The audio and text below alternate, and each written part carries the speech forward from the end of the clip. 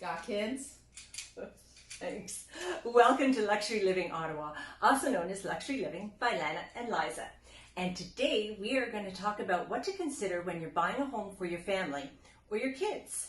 Okay, so we are going to talk about the top 10 things to look for when buying a home with kids. Now let's jump right into number one, schools.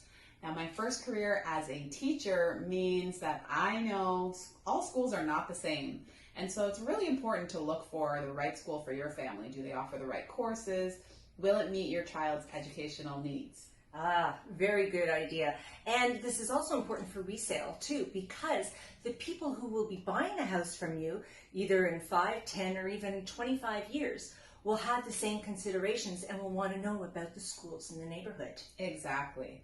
Okay, so number 2, you want to make sure that your family is going to fit into the neighborhood, so look for family-oriented neighborhoods. Right, so start by driving around the neighborhood to see what type of families are living there, or the demographics living there. Like, is it older people like myself, or is it a younger family like yours? Yeah, exactly. I know that I've had clients move onto streets and then they say, there's not many kids around. So with a little research in the neighborhood, you could avoid that issue. That's right. It's also good to walk around the neighborhood too, right? And then you feel comfortable on the streets and you can even chat with a neighbor if you wanted to, right? Exactly.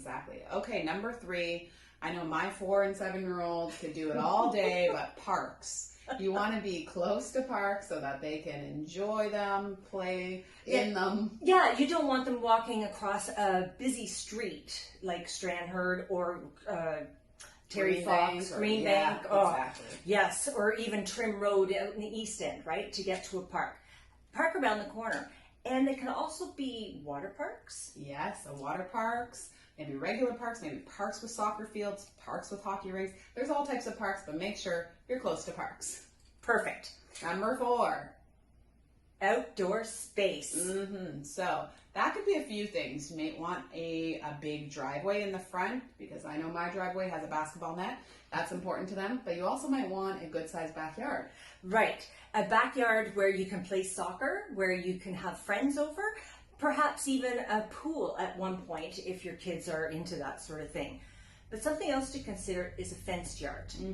Now, the yard doesn't necessarily have to be fenced, but it could be fenceable, you know? Right. So it's not necessarily has to be fenced right away, but you can buy a fence to put around. Of course, that's a whole different issue when we're talking about surveys and things. Yeah, you want to have the fenced yard for the children's safety, but also, a lot of families I know have pets. Yeah, pets. Oh, yes. So you might want that fenced yard for little Hudson to run around as well. Okay, part 2 coming up, when we'll talk about the next 3 things to consider when buying a home for your family.